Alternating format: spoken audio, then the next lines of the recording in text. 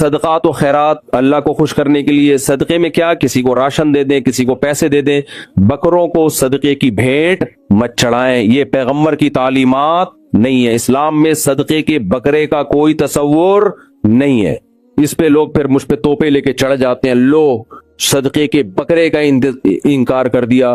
भाई सदका है, बकरा कहां से ले आए आप? उसमें बकरे का कॉन्सेप्ट क्या है, ये जहन में रखें। लोग ये समझते हैं कि जानवर का खून बहने से बलाएं टलती हैं, ये आपने अपनी तरफ से निकाल लिया है। जानवर का खून बहने से बलाएं टलने का इस्लाम ने ये नहीं कहा। बकरा तो टल गया, बलाओं का नहीं पता हमें। हमारे हज़रत फरमाया करते थे जो बकरे काटते हैं ना अपने मरीज के लिए कि इसको शिफा मिल जाए, हम बकरा काट रहे हैं, तो फरमाया कि जो फरिश्ता बकरे की जान लेता है वही उसी मरीज की जान भी लेके चले जाता है। कहा वो फरिश्ता इतना तेज है, वो कहता है तेरा बकरा भी गया और तेरा मरीज भी गया। तो क्यों एडिशन कर रहे हो? इस्लाम में जानवर काटना 3 मौकों पे इबादत है, चौथा मौका इबादत का नहीं है। 3 मौके क्या है? नंबर 1 सबसे अहम बकरा ईद। बकरा ईद पे जानवर काटे बगैर इबादत कबूल नहीं होगी, और वो बकरा ईद के 3 दिन है। तीसरे दिन मगरिब की नमाज के बाद वो गाय काट दो, कोई सवाब नहीं। कुर्बानी का कोई सवाब, गोश्त है वो, गोश्त है वो। तभी तो तीसरे दिन मगरिब से पहले पहले काटने की कोशिश कर रहे होते हैं, भाई ये जाया ना हो जाए कुर्बानी। चौथे दिन गाय मिली एक साहब की, मुझे कहने लगे अब क्या करूं? मैंने कहा कुछ भी नहीं कर, तेरी गाय है, इंजॉय। मैंने कहा या तो पूरी गाय सदका कर दे, कज़ा है ना कज़ा, या गोश्त काट के गोश्त सदका कर दे, यानी अब सदका है, अब कुर्बानी नहीं है। तो दूसरी जो मौका है जिसपे जानवर कुर्बान करने का हुक्म है वो है बकरा, वो हज में दम के तौर पे।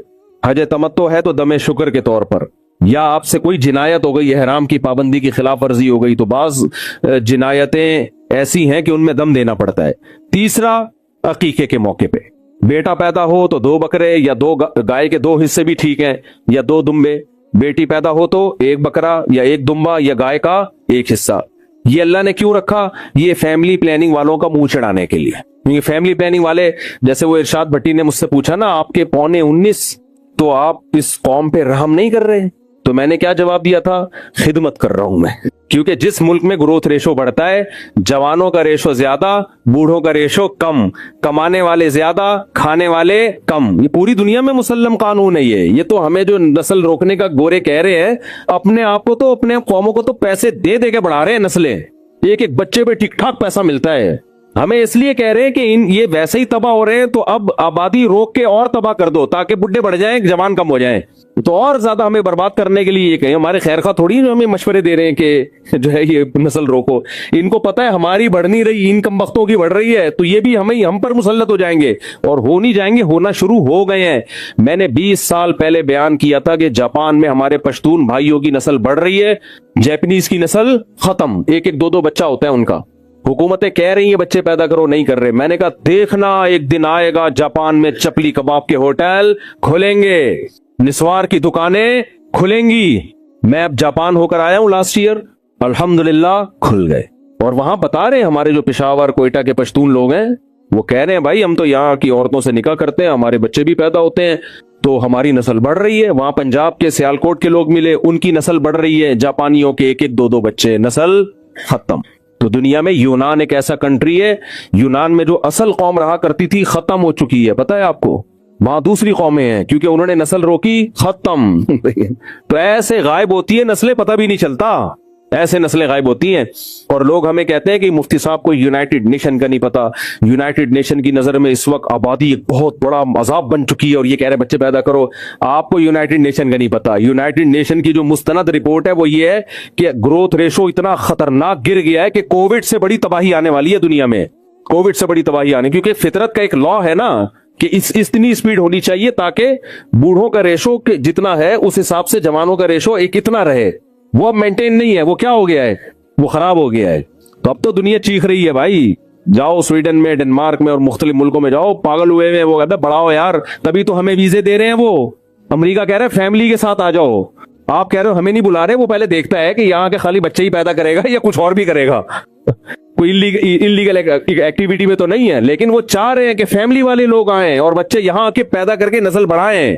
तो इसलिए ये उठाकर फेंक दो बाहर गली में, नहीं तहजीब के अंडे हैं गंदे। अच्छा, मुझे इरशाद भट्टी के स्टाइल पे बड़ी हंसी आई जब मैंने कहा ना खिदमत, कह रहे अच्छा खिदमत कर रहे हैं माशाल्लाह। तो वो तंज भी कर रहा था और स्टाइल भी नहीं चेंज हो रहा था। खैर हम आगे चलते हैं, मैं क्या बात कर रहा था, हाँ बकरे। तो अल्लाह ने 2 बकरे काटने का क्यों हुक्म दिया? ताकि फैमिली प्लानिंग वालों को तकलीफ हो। तकलीफ इस बात की होगी कि एक तरफ पहले ही बहुत बच्चे हैं और मजीद बच्चा आने पर ये खुशी में बकरे भी काट रहे हैं। देखो 2 चीजें अल्लाह ने रखी हैं बच्चे ज्यादा होने पर, 2 अल्लाह ने शुक्राने रखे हैं बाप के ऊपर, 2 शुक्राने। एक, हर बच्चे पे बकरा कटेगा, शुक्राना है, ये जुर्माना नहीं। अगर जुर्माना होता तो इसका गोश्त खाने की इजाजत ना होती। हम बकरीद जब हम हज में होते हैं और एहराम में हमसे कोई गुनाह हो जाता है, जिनायत का मतलब एहराम की पाबंदी की खिलाफ वर्जी हो गई, तो बकरा काटने का हुक्म है, उसका गोश्त खाने की इजाजत नहीं है, क्योंकि वो जुर्माना है, शुक्राना नहीं है। एक ही सफर में आप हज भी करो उमरा भी करो, हज तमत्तो, ये शुक्राना है, तो इसमें जो बकरा काटोगे उसका गोश्त खाने की इजाजत। जुर्माने वाले बकरे का गोश्त नहीं खाया जाता, शुक्राने वाले बकरे का गोश्त खाया जाता है। बकरीद में हम शुक्राने के तौर पर जानवर काटते हैं, जुर्माने के तौर पे नहीं, क्योंकि ईद के दिन जुर्माने नहीं लगते अल्लाह की तरफ से, फिर ये ईद कैसी हुई? शुक्राने होते हैं, इसलिए अल्लाह ने कहा काटो खाओ, ठीक है ना। टिक्के बन रहे होते हैं रात को, देखो क्या करो, हलीम की देगें वो मुहर्रम के उससे बन रही होती हैं, बकरीद के गोश्त से। तो इसी तरह जब बच्चा पैदा होता है तो अकीके का गोश्त खुद भी खाते हैं कि नहीं खाते? तो इससे पता चला ये जुर्माना नहीं है कि तुम्हारे 19 क्यों हो गए, 18वां क्यों हो गया, पेनल्टी है ना। अल्लाह कहते हैं वेल डन, जबरदस्त। शुक्राना क्या है? अल्लाह ने तुम्हें औलाद की नेमत दी, बेटी मिली है तो 1 बकरा काट, बेटा मिला है तो 2 बकरे काट, खुद भी खा, पब्लिक को भी खिला, तो ये शुक्राना है। इसी तरह ईद उल फितर में देख लो, अभी ईद आने वाली है ना, ईद उल फितर में देख लो, ईद उल फितर में फितराना, जितने बच्चे ज्यादा होंगे उतना फितराना ज्यादा। 19 को जरब देना पड़ेगा, 19 को 2.25 किलो गंदम से जरब देना पड़ेगा। ईद के दिन जुर्माना होगा, ये शुक्राना होगा, ये भी शुक्राना है। तो जिसकी बच्चे जितने ज्यादा उस पे शुक्राना उतना ज्यादा। और उलमा फुकाहा लिखते हैं किस बात का शुक्राना है? ये इस बात का शुक्राना कि अल्लाह आपके जरिए इतने अफराद को खिला रहा है। अल्लाह को खिलाने वाला पसंद, खाने वाला बिल्कुल भी पसंद नहीं है। कि तुम्हारे जरिए से अल्लाह अपनी मखलूक को खिला रहा है तो बाप पर लाजिम है कि वो दे, ये माँ पे लाजिम नहीं है, बाप पे है। हालांकि खिलाती तो माँ भी है, खर्चा किसका हो रहा है? बाप का। इसलिए अल्लाह कह रहा है तेरा बाप भी खिलाएगा। तो इसलिए भाई मैं फैमिली प्लानिंग को इसलिए मानता कि फैमिली प्लानिंग और इस्लाम एक दूसरे से क्या है, ये 180 डिग्री पर हैं। तो या तो इस्लाम छोड़ दो भाई, पूरे गोरों की तरह खिसक जाओ उधर ही, उनके तो हो ही नहीं रहा, एक भी नहीं होता, वो भी पता नहीं चलता, होने के बाद कंफ्यूज होते हैं इसी का ही है या इसमें भी कोई गड़बड़ हो गई है। तो हम तो मुसलमान है भाई, बड़ा खानदान, खुशहाल खानदान, कोई गुर्बत आ भी जाए, खुदा न ख्वास्ता खाने पीने की कमी भी आ जाए, तो भाई अल्लाह ताला कभी आजमाइश में डालता है, कभी पेट भर के खिलाता है। नबी ने क्या फरमाया कि मैं चाहता हूं एक दिन पेट भर के खाऊं, एक दिन भूखा सोऊं। जब भूखा सोऊंगा सबर का सवाब, पेट भरेगा शुगर का सवाब। वैसे तो अल्लाह देता है छप्पड़ फाड़ के रोजी, लेकिन अगर कोई आजमाइश आए तो ये थोड़ी, ये दुनिया तो मुसाफिर खाना है, तो अल्लाह की तरफ तवज्जो। बाकी इस पे में बहुत सारे इश्कालात होते हैं, तालीम कैसे होगी, तरबियत कैसी, इनके जवाब दे चुका हूं। अगर मैं अभी फैमिली प्लानिंग को बदनाम करने में लग गया ना तो फिर ये सूरत रह जाएगी। इनको भिगो के मैं लगाता हूँ। और इनकी अपनी जिंदगी देख लो, बेचारियों बुढ़िया जब होती है ना, फैमिली प्लानिंग वाली जो लोगों औरतों को खराब कर रही होती है, खुद बुढ़ापे में इनकी हालत पे तरस आता है। कोई खानदान नहीं होता, कोई परिवार नहीं होता। तो अल्लाह ने हमें हुक्म दिया। हाँ, जानवर काटने की बात कर रहा था, तो सिर्फ अकीके में और बकरीद में और हज में, बाकी जानवर काटना कोई इबादत बोलो नहीं। किसी ने पूछा, मैं एक लड़की से शादी करना चाहता हूँ, मेरे वालिदैन की रजामंदी शामिल नहीं है। वो कहते हैं कि अगर तुमने खुद शादी कर ली तो हमसे तुम्हारा कोई रिश्ता नहीं होगा और हम सारी जिंदगी तुमसे नाराज रहेंगे। मेरे बाकी बहन भाई और दीगर रिश्तेदार भी उनके साथ हैं उनके इस फैसले में। और लड़की को मैंने हल्फिया बयान दिया हुआ है कि मैं सिर्फ तुमसे शादी करूंगा और किसी से नहीं करूंगा। इस सूरत हाल में क्या मुझे शादी करनी चाहिए? वालिदैन क्यों मना कर रहे हैं? कोई माकूल वजह है या एवं ही बिला वजह की एक पख लगाई हुई है कि हमने अपने खानदान में ही करनी है? तो अगर कोई माकूल वजह नहीं है, बस एवं ही जैसे बाज लोगों में होता हमने कौम में ही करनी है अपनी, तो ये बिल्कुल एक फजूल बात है। ऐसी सूरत में वालिदैन को जुल्म कर रहे हैं, ज्यादती कर रहे हैं, क्योंकि निकाह करना औलाद का बुनियादी हक है। फनकिहू मा ताब लकुम मिनन निसा, कुरान कहते हैं जहाँ जो तुम्हें पसंद आए उनसे निकाह करो। तो अब यह औलाद का बुनियादी हक है, उसमें वालिदैन को रोकने की इजाज़त नहीं है। हाँ, कोई माकूल वजह हो ना, वो लड़की किसी ऐसे ख़ानदान से हो कि वालिदैन को डर है कि हमारी इज्जत का जनाजा निकल आएगा, वो बाद में मसाइल पैदा करेगी, तो एक अलग बात है। तो इसलिए आपके वालिदैन गलत कर रहे हैं, मैं यही कह सकता हूँ। और बाकी मैं मशवरा नहीं दे सकता कि आपको क्या करना चाहिए। मशवरा जब तक किसी के पूरे हालात सामने ना हो और पूरी डिटेल सामने ना हो तो उस वक्त तक किसी को मशवरा नहीं दिया जा सकता। फिर मेरे मशवरे एक क्लिप चला के लोग जनरली हर एक पे फिट करना शुरू कर देते हैं। तो इसमें हर शख्स की इनफरादी हैसियत देखी जाती है कि उसके हिसाब से उसको मशवरा दिया जाता है। वुजू के बाद शक हो के पाँव धोए थे या नहीं तो क्या दोबारा वुजू करना होगा? नहीं जी, जब वुजू करके खड़े होकर आ गए चल पड़े तो बस अब शक का एतबार नहीं है। जब काम कंप्लीट हो जाए ना उसके बाद फिर शक का एतबार नहीं होता कि पता नहीं नाक में पानी डाला था कि नहीं डाला था। इस शक का कोई एतबार नहीं है, वुजू हो गया है आपका। औरत अगर शौहर से ज्यादा कमाती हो तो क्या खर्च उस पर लाजिम होगा? औरत का और बच्चों का खर्चा शरई तौर पर मर्द ही के जिम्मे होता है, यानी बच्चों के बाप के जिम्मे और औरत के शौहर के जिम्मे होता है, चाहे औरत खुद कमाती हो या ना कमाती हो। लेकिन ये उस सूरत में है जब औरत शौहर की इजाजत के साथ कमाती हो, यानी शौहर ने इजाजत दी हुई हो कि ठीक है तुम कमा सकती हो। लेकिन अगर औरत शौहर की मर्जी के बगैर कमाती है, यानी शौहर चाहता है कि हाउस वाइफ बने, आप घर में रहें, लेकिन औरत कहती है नहीं मैंने कमाना है, तो एक तो ये गुनाह भी है कि शौहर की आप इताअत क्यों नहीं कर रही। और इस सूरत में फिर शौहर पर आपका नान नफका यानी औरत का नान नफका लाजिम नहीं होगा, क्योंकि वो शौहर की परमिशन के बगैर घर से निकल रही है और खुद कमा रही है, तो वो एक तरह से नाशिजा में आ गई है। तो शौहर फिर उसे ये कह सकता है, ये मुआहिदा कर सकता है, ठीक है अगर तुमने कमाना ही है तो फिर अपना खर्चा तुम खुद उठाओगी। तो मोबाइल पर फहश इश्तिहारात खुद ब खुद आ जाएं तो गुनाह किस पर होगा? जो इश्तिहार चला रहे हैं उन पर होगा, आप उसको फौरन हटा दिया करें। बीवी अगर सास के रवैये से तंग होकर जवाब दे दे तो क्या नाफरमानी होगी? औरत को चाहिए अपनी सास का एहतराम करे। आजकल बहुएं सासों के सामने जबान बहुत चलाने लगी है। मैंने जो चीज़ सबसे ज़्यादा नोट की है, देखें कोई भी जब बड़ा होता है ना उसको रिस्पेक्ट चाहिए होती है, अदब चाहिए होता है, वो नहीं चाहता कि जबान चलाई जाए। तो ड्रामे फिल्में देख देख के ना चीखने चिल्लाने का घरों में माहौल बन गया है। कोई बात बताई जाए आगे से फौरन तंजिया जवाब बहू की तरफ से जाता है, तो अदब तमीज़ तो ख़त्म हो रही है ना। यूरोपियन कल्चर आ रहा है हमारी सोसाइटी में, इससे घरों में आग लगती है।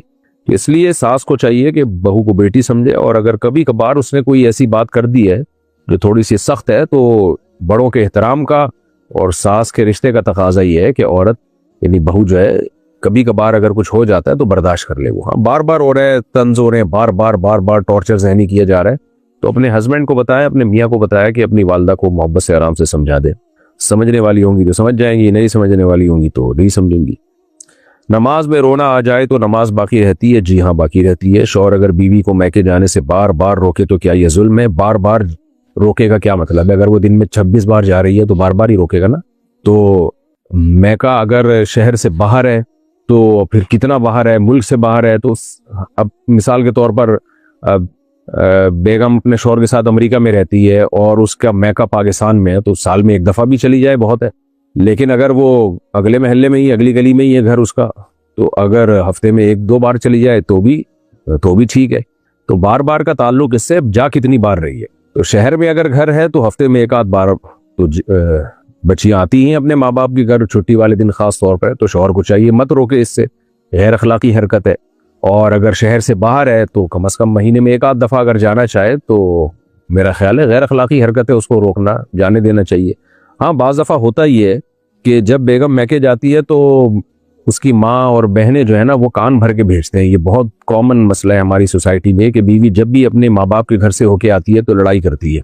ये बहुत ज़्यादा लोगों की शिकायतें हैं, पता नहीं वहाँ उसको कौन से सॉफ्टवेयर इंस्टॉल, पुराने वाले निकाल के नए सॉफ्टवेयर डाले जाते हैं तो अपडेट किया जाता है सॉफ्टवेयर। वो जब बेगम जब शौहर के साथ रहती है ना आहिस्ता आहिस्ता उसके मिजाज की आदत हो जाती है उसको और कंप्रोमाइज़ कर लेती है और दोनों मियाँ बीवी मोहब्बत से ज़िंदगी गुजारने लगते हैं। लेकिन जैसे ही वो जाती है अपनी अम्मा के घर, वहाँ से उसके सॉफ्टवेयर अपडेट होके आ जाते हैं, तो नया वर्जन डल जाता है, फिर दोबारा से लड़ाइयाँ शुरू। तो फिर ऐसी सूरत में शौहर जो है वो नहीं चाहता कि बेगम मेरी बार बार मैके जाए, तो ऐसी सूरत में वो रोक लेता है ताकि घर में लड़ाइयाँ ना हो। तो बेगम को भी चाहिए रुक जाए। हाँ बिल्कुल क़तई ताल्लुक़ ख़त्म करना माँ बाप से, बहन भाइयों से, ये तो किसी सूरत में जायज़ नहीं है। झूठ बोलकर अगर नौकरी मिली हो तो क्या छोड़ना लाजिम है? झूठ बोल के नौकरी करना जायज़ नहीं है। अलबत्ता अब कर दिया एक काम और नौकरी मिल गई और अब जिम्मेदारी के साथ अपनी यानी जॉब कर रहे हैं और जो जिस चीज़ की आपको तनख्वाह मिल रही है वो काम आप प्रॉपर वे में कर रहे हैं, तो अब नौकरी छोड़ने की ज़रूरत नहीं है। बस तौबा इस्तिग़फ़ार करें। झूठ बोलना बहुत सख्त गुनाह है, बुरी बात है, झूठ से इज्तिनाब करना चाहिए। लेकिन नौकरी की आमदन का ताल्लुक इससे है कि आप जो काम कर रहे हैं यानी जो जॉब आपको दी गई है वो काम जायज़ है या नहीं है, और उसमें जिम्मेदारी से आप वो जॉब कर रहे हैं कि नहीं कर रहे। वालिदैन शादी के मामले में दबाव डाले तो क्या निकाह दुरुस्त होगा? अगर लड़की या लड़के ने कबूल कर लिया, बल्कि लड़की के बाप ने उसको बताया कि तुम्हारा निकाह हमने कर दिया है, तुम्हें कबूल है, लड़की खामोश भी रह गई तो निकाह हो जाएगा, कंवारी लड़की खामोश भी रह गई तो निकाह हो जाएगा, और जबान से कह दिया या सर हिला दिया तो बहरहाल होगा ही होगा। तो दबाव में तलाक भी हो जाती है, निकाह भी हो जाता है। इसलिए अगर किसी ने निकाह नहीं करना है तो दबाव में ना आए। अगर लड़की से पूछा जाए आपको ये कबूल है तो साफ इनकार कर दे नहीं, तो एक दफ़ा दबाव में आ जाती हैं, फिर सारी ज़िंदगी मुसीबत खड़ी रहती है। तो उसी वक्त एक्शन लेना चाहिए, बल्कि जब रिश्ते की बात चल रही होती है उस वक्त बता दे भाई मुझे रिश्ता कबूल नहीं है। वैसे तो माँ बाप की तरजीह को तरजीह देनी चाहिए। माँ बाप जो कह रहे हैं वो बच्चों के लिए अच्छा कर रहे होते हैं, तो वालिदैन ने जहाँ रिश्ता किया है बेहतर ही किया होता है। लेकिन अगर फिर भी कोई ऐसा है कि नहीं है बिल्कुल, उसको किसी तरह से भी वो एक्सेप्टेबल नहीं है, तो फिर लड़की हो या लड़का उसको साफ लफ्जों में कह देना चाहिए भाई नहीं, मैं नहीं कर सकता, यहाँ पे दबाव में आना ही नहीं चाहिए। लेकिन अगर हाँ कर देगा या कर देगी तो हो जाएगा निकाह। शौहर बीवी को हर बात पर तलाक से डराए तो क्या ये गुनाह है? देखें, बाज लोग तो सीरियस नहीं होते, बस एवं तलाक का लफ्ज़ इस्तेमाल करते रहते हैं। ये तो तलाक के साथ मजाक है और ख़ानदानी लोग इस तरह नहीं करते। अलबत्ता बाज़ दफ़ा शौहर का वाकई इरादा होता है ज़ौजा को तलाक देने का, वो इस संगीन नौयत की गलतियाँ हो रही होती हैं, तो वो सोचता है कि मैं तलाक देने से पहले धमकी दे दूँ ताकि ये सुधर जाए। तो ख़वातीन उसको भी इशू बना लेती हैं, लो भाई तलाक की धमकियाँ क्यों दे रहे हो, तलाक की धमकी। भाई हो सकता है वो सीरियसली दे रहा हो, वो नहीं चाहता कि आपको तलाक हो, लेकिन वो धमकी इसलिए दे रहा है कि ये सुधर जाए, कोई गलती है तो ये अपनी गलती को ठीक कर ले ताकि तलाक की नौबत ना आए। तो लेकिन वो उसको सीरियस ही नहीं ले रही होती, बल्कि और उसको इशू बना लेती है, लो भाई तलाक की धमकियां क्यों दे रहे हो। तो तलाक की धमकियां अगर मजाक मजाक में दे रहा है या एवं बस खेल बनाया हुआ है तो 100% गलत है। आप बीवी को डराने धमकाने के लिए कोई और तरीका इस्तेमाल कर लो भाई। लेकिन अगर सीरियस है कोई डिवोर्स देने में, तो फिर तो शरीयत यही चाहती है भाई उसको मोहलत तो दो, उसको पहले बताओ कि भाई ये इस नौयत की अब गलतियां हो रही हैं कि मेरे लिए नाकाबिले बर्दाश्त है, तो अब जो है आप अपने आप को दुरुस्त कर लें, वरना मेरा इरादा हो रहा है आपको छोड़ने का। तो अगर वाकई इरादा हो, वैसे तो कोशिश करें ना इरादा हो, तलाक कोई अच्छा काम नहीं है। तो ऐसी सूरत में अगर शौहर धमकी दे रहा है तो फिर औरत को चाहिए वो ये ना कहे कि धमकियां क्यों दे रहे हो, फिर औरत को चाहिए कि अपने आप को ठीक करने की कोशिश करे ताकि तलाक तक नौबत ना आए। देखें, जब दो मुल्कों की लड़ाई होती है ना, तो एक तरीका तो ये होता है कि एकदम हमला कर दिया जाए, एक तरीका ये होता है कि आप चाहते हैं कि लड़ाई ना हो तो फिर पहले धमकी दी जाती है ताकि सामने वाला सुधर जाए।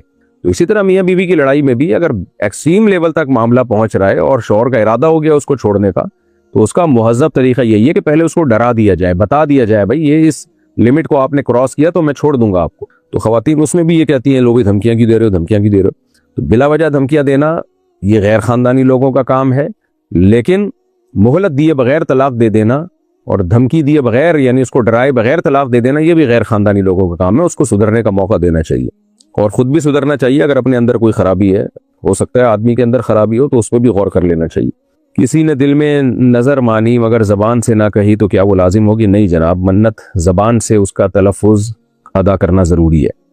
औरत अगर इद्दत में खुद को तन्हा महसूस करे तो किस हद तक बाहर जा सकती है? औरत घर से नहीं निकल सकती, कुरान के अहकाम है ये, ला तुखरिजूहुन्ना मिन बुयूतिहिन्ना वला यखरुजना। औरत को भी घर से नहीं निकाला जाएगा और वो खुद भी घर से बाहर नहीं निकलेगी।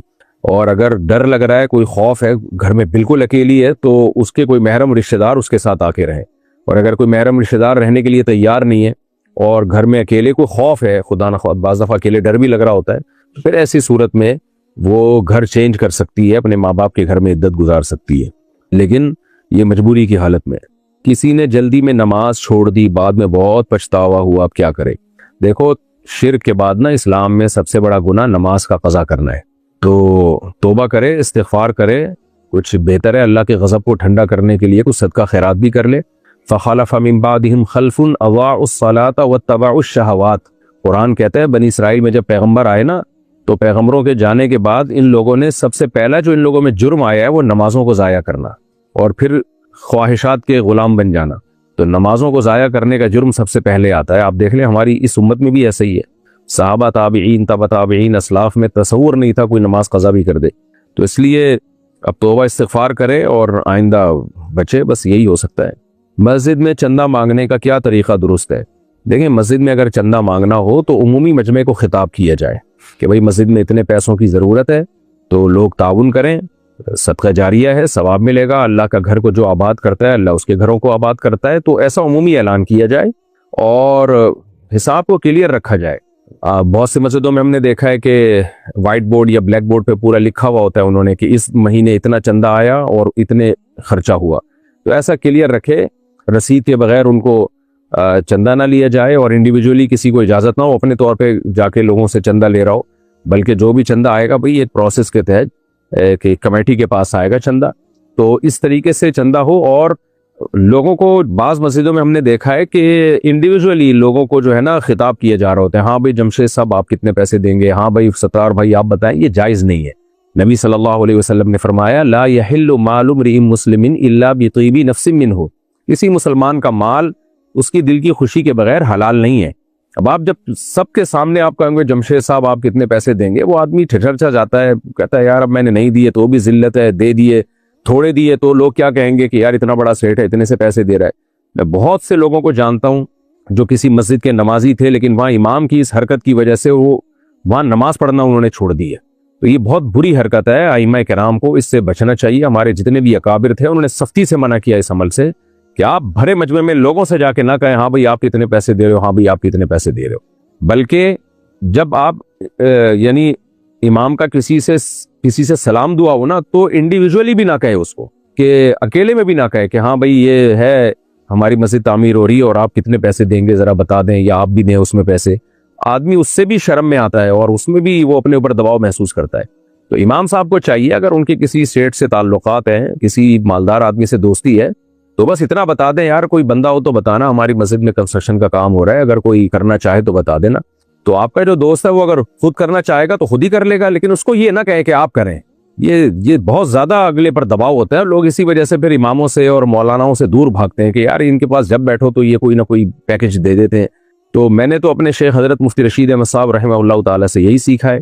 तो हमारी मस्जिद में कंस्ट्रक्शन का काम हो या कोई भी काम हो तो कोई भी सेठ होता है ना, कोई भी मालदार आदमी हो जिससे मेरी सलाम दुआ हो, तो मैं ये कभी नहीं कहता कि आप इतने पैसे दे दें। मैं कहता हूँ भाई जरूरत है, अगर कोई जानने वाला हो तो बताइएगा, मस्जिद में या फला मदरसे में पैसों की ज़रूरत है, जामे तुरशीद है या और कोई मदरसा है तो उसमें पैसों की ज़रूरत है, तो वो देना होगा तो खुद ही दे देगा, नहीं तो बता देगा अच्छा ठीक है मैं बात कर लूंगा किसी से। उसको ना कहा जाए कि आप दे दें। ये बहुत इंसानी तबीयत पे ये चीज़ बोझ बनती है और वो डिप्रेशन में जाता है और वो दिल में बाल आ जाता है बहरहाल कि यार इनके पास बैठो तो पता नहीं ये पैसे ही ना मांग ले। तो इसलिए आइम्मा किराम को हमारे अकाबिर इसमें बहुत सख्त है। हजरत मौलाना शरफ अली थानवी रहमहुल्लाह, मुफ्ती रशीद अहमद साहब, मौलाना शेखुल हदीस मौलाना ज़करिया रहमहुल्लाह, सारे हजरात इस पे बहुत सख्त थे कि किसी के मुंह पे उसको कह के चंदा कभी ना मांगा जाए कि आप इतने पैसे दे दें। रिश्वत दिए बगैर काम ना होता हो तो क्या रिश्ता दे सकते हैं? अबे ये हमारा जो कंपोजर है ना राफे, ये गड़बड़ करता है बहुत लिखने में। रिश्वत को रिश्ता लिख दिया इसने, इस पे भी लगता है शादी सवार हो गई है इसके दिमाग पे। रिश्वत दिए बगैर, वैसे शादीशुदा है नहीं सवार हुई, इसका ससुराल परेशान ना हो जाए, लिख इसी तरीके से रहा है ना। रिश्वत दिए बगैर काम ना होता हो तो क्या रिश्वत दे सकते हैं? अपने जायज हक के लिए रिश्वत दी जा सकती है। बाज दफा ये होता है कि आपको अपना जायज हक भी नहीं मिल रहा होता जो आपका राइट है, तो फिर ऐसी सूरत में आप रिश्वत दे सकते हैं ताकि आपको अपना हक तो मिले ना। तो दूसरे का हक दबाने के लिए रिश्वत दी नहीं जा सकती। वो जो आता है ना कि रिश्वत देने वाला लेने वाला दोनों जहन्नमी है, तो लेने वाला तो बहरहाल है, देने वाला उस सूरत में जहन्नमी है जब दूसरे का हक दबाने के लिए दे रहा हो या बिला वजह दे रहा हो। हुकूमती कामों में बाज दफा क्या अक्सर व बेशतर आपको आपका जायज हक भी नहीं मिलता जब तक आप रिश्वत न दें। वो इतना काम लटका दिया जाता है, तो इस ऐसी सूरत में देने की इजाजत है। बेवा औरत कब दोबारा निकाह कर सकती है? जैसे ही बेवा औरत की इद्दत पूरी हो उसके लिए निकाह हलाल है, जब चाहे कर ले। अगर शौहर हर बात माँ के कहने पर करे तो बीवी क्या करे? अपने माँ बनने का इंतजार करे या अपने सास बनने का इंतजार करे। आजकल तो यही चल रहा है मार्केट में। बहरहाल मियाँ को चाहिए वो देखे कि घर में उसकी बीवी पे जुल्म तो नहीं हो रहा। छोटी मोटी बातें तो हर घर में होती हैं, छोटी मोटी बातों में माँ के सामने आके मत खड़ा हो, बल्कि बीवी को समझाए, बड़ों का अदब करो भाई, कुछ ऊंच नीच हो जाती है तो बड़े हैं, बर्दाश्त कर लो, इसकी बरकतें तुम्हें दुनिया और आखिरत दोनों में अल्लाह की तरफ से मिलेंगी। लेकिन ज्यादा जुल्म हो रहा हो तो फिर शौहर को चाहिए वो अपनी अम्मा को मोहब्बत से समझा दे, या खुद नहीं समझा सकता किसी के जरिए बात कर ले, और फिर भी मुमकिन ना हो और जुल्म हो रहा हो, वाकई सास अगर ज्यादती कर रही है, टॉर्चर कर रही है, बाज दफा इतना ज्यादा नंदों और सासों की तरफ से बहुएं टॉर्चर हो जाती है कि पागल हो जाती हैं वो, तो ऐसी सूरत में फिर बीवी को अलग रखे, वो पागल ना होने दे, उसको अलग रखे उसको। अपनी जिम्मेदारी पे। खैर, वुजू के दौरान बातें करने से वुजू मुतासर होता है। वुजू भी देखें कि इबादत है, इसलिए फुक़हा ने लिखा है कि वुजू के दौरान बातें करना मकरूह, नापसंदीदा है, हराम नाजायज़ नहीं है, नापसंदीदा काम है। तो अल्लाहुम्मा फ़िरली ज़ंबी ववस्सिअली फ़ी दारी वबारिक ली फ़ी रिज़्क़ी, ये दुआ पढ़नी चाहिए वुजू के दौरान। तो इसलिए बातें नहीं करनी चाहिए, बेहतर यही है कि ना करे बातें। ऑफिस में वक्त ज़ाया करने से क्या तनख्वाह हराम हो जाती है? अगर ऑफिस का काम नहीं कर रहे आप, जो काम आपको दिया गया है, तो जितनी सुस्ती काहिली करेंगे उस हद तक तनख्वाह नाजायज़ हो जाएगी आपकी। मिसाल के तौर पर आपको ऑफिस में कोई काम दिया गया, भी आपने ये काम निपटाना है और आपको पता था मैं 2 घंटे 3 घंटे में निपटा सकता हूँ, लेकिन आप नहीं निपटा रहे उसको, आपने 1 हफ्ता खींच लिया उसको इधर उधर गप्पे मार मार के, तो फिर जो तनख्वाह मिलेगी आपको, उसमें से कुछ तनख्वाह आपको सदका करनी पड़ेगी, क्योंकि कुरान ने कहा है वैलुल लिल मुतफ्फिफीन अल्लज़ीना इज़ा कालू अलन नासी यस्तौफून व इज़ा कालूहुम अव वज़नुहुम युख्सिरून। उन लोगों के लिए तबाही है जो